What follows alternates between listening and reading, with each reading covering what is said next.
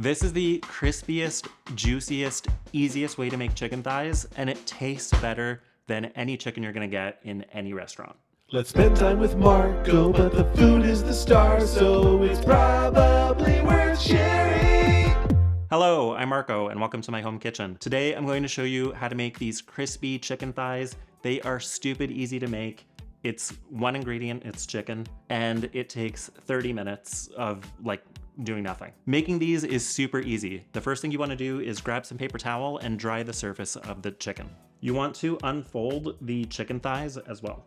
Drying the chicken is an optional step, but it really helps make sure you're gonna get super crispy chicken. Next, you want to sprinkle the chicken with salt on both sides. Now you're going to take a frying pan. I'm using a stainless steel pan, but you can really use any kind of pan. It is cold, it is at room temperature, and you're going to take your chicken thighs and place them in the pan skin side down. Your chicken thighs are going to come folded, so make sure that you unfold them so all of the skin is in contact with the pan. You want to be careful not to overcrowd the pan. They're going to shrink as they cook, but you want to make sure there's room for all of the steam to escape so they get nice and crispy. Always wash your hands anytime you touch raw chicken. So I'm going to say it again, just so everyone's clear. This pan is at room temperature. The chicken goes into a room temperature pan. You're going to take it to the stove and turn your stove on to medium or medium low. For me, that's setting 5 of 10 on my induction cooktop. You're going to set a timer for 30 minutes. You're going to walk away and you're going to trust the process. If you try flipping the chicken too early, the skin is going to get stuck to the pan. It's going to rip, and you're going to leave me an angry comment about how I ruined your dinner with all of my lies. As the chicken slowly cooks over 30 minutes, it's going to start releasing all of its fat into the pan, and then the chicken fat is going to fry the chicken skin. And as it gets super crispy and super delicious, it's going to release itself from the pan and make it really easy for you to flip it over. So please be patient as you make this recipe, and no, you can't cook it faster by turning the heat up. That's only going to burn the chicken. The chicken's going to cook most of the way through while it's getting crispy. So once you flip it over, it only needs 1 or 2 minutes on the other side. You want to cook it until an instant read thermometer reaches 165 Fahrenheit. If you don't have a thermometer, you want to check that the meat is opaque and that the juices run clear. When the chicken is cooked, you want to remove it from the pan and serve it.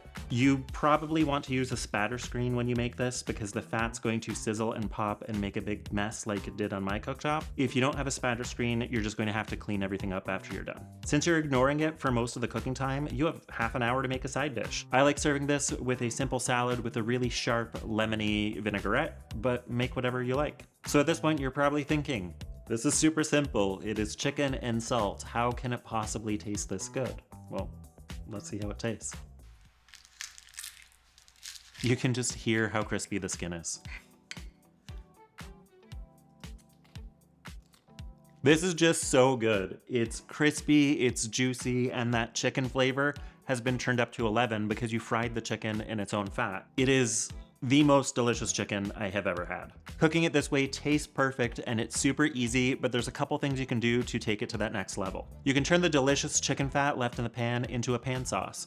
All you need to do is add a chopped shallot, a clove of garlic that's been grated or smashed, and cook that until it's really fragrant for about 1 or 2 minutes. Then add 1.5 cups of chicken stock or white wine, add some herbs, I like using thyme, and salt and pepper to taste.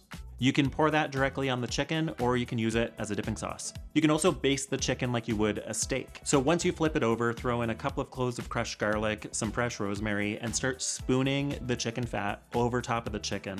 And that flavor's really gonna get in everywhere and taste super delicious.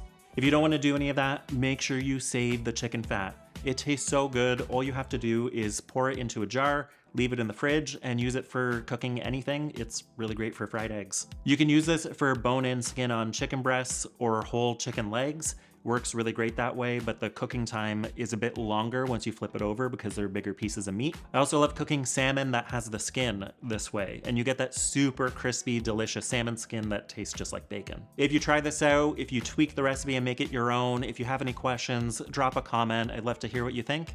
Thank you for watching, and I will see you in the next video. It's probably worth sharing.